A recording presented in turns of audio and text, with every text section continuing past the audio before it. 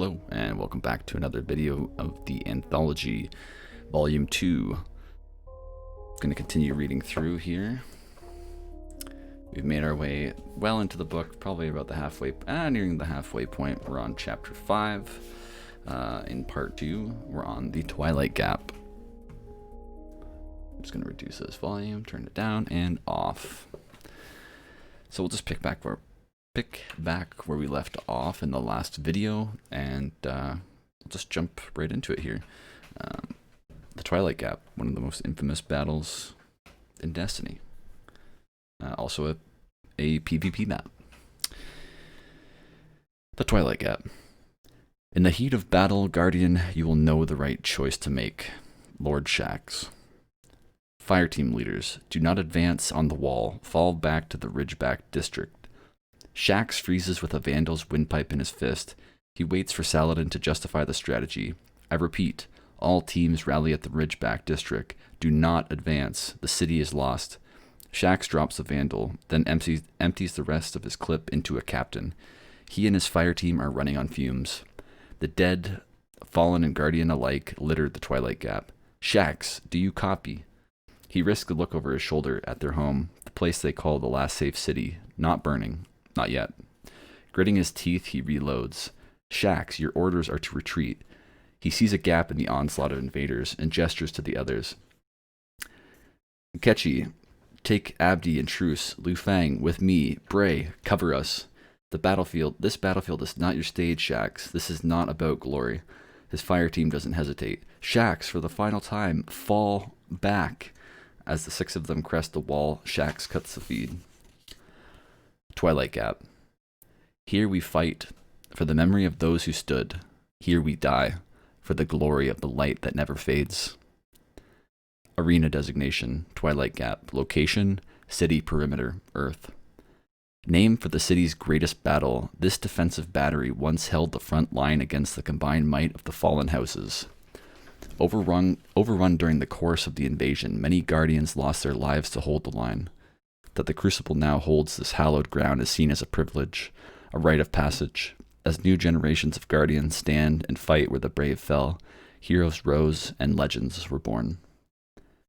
And they've got some just artwork here of some fallen outside the city's walls and the Traveler. And I'll show you this as well here. Lord Saladin and Lord Shax. Lord Saladin, Iron Banner rep. A hero to the city and a legend in his own right, Saladin Forge led the city's defense during this battle for the Twilight Gap. His proteges, Commander Zavala and Lord Shax, now lead the tower's vanguard and the Crucible respectively.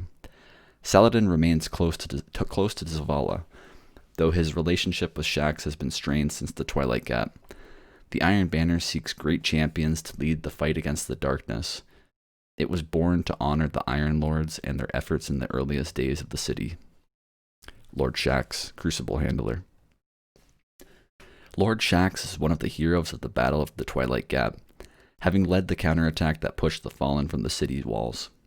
Fearing that another full-scale assault could be more than the city could repel, Shax chose to stay in the city to mentor Guardians in the Crucible.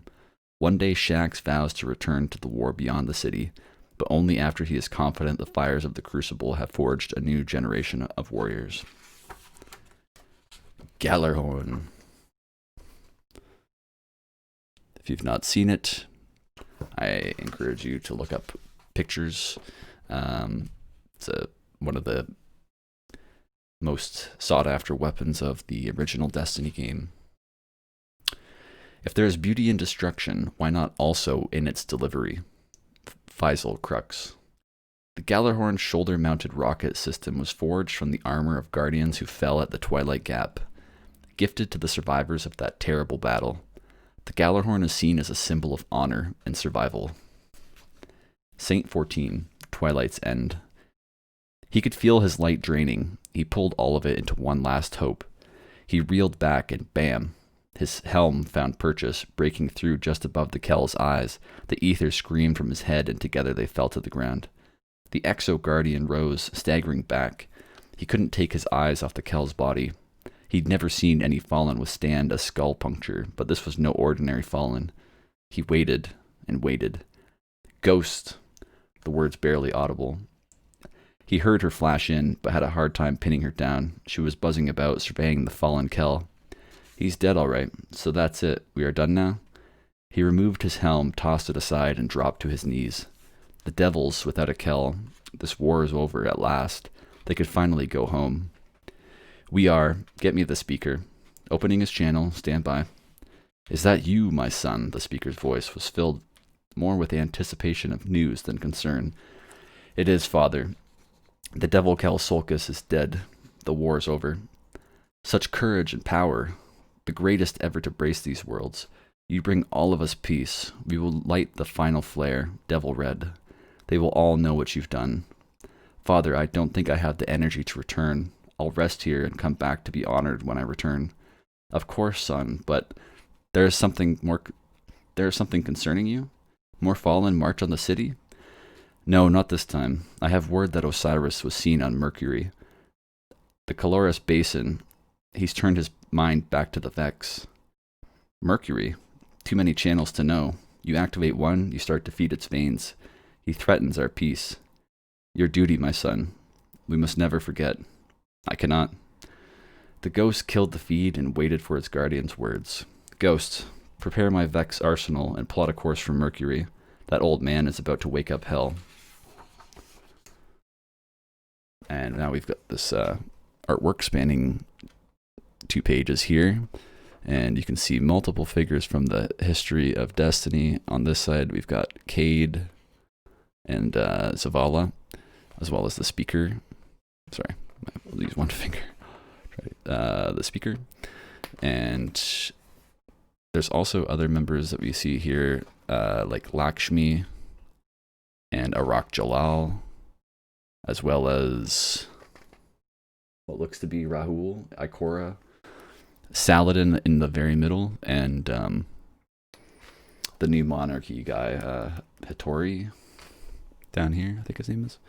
Can't remember. I was never a new monarchy guy, as you might imagine. More of a dead orbit fellow. City Age. And so it is agreed. The concordant shall not... Sorry. And so it is agreed. The concordant shall no longer be recognized among the consensus.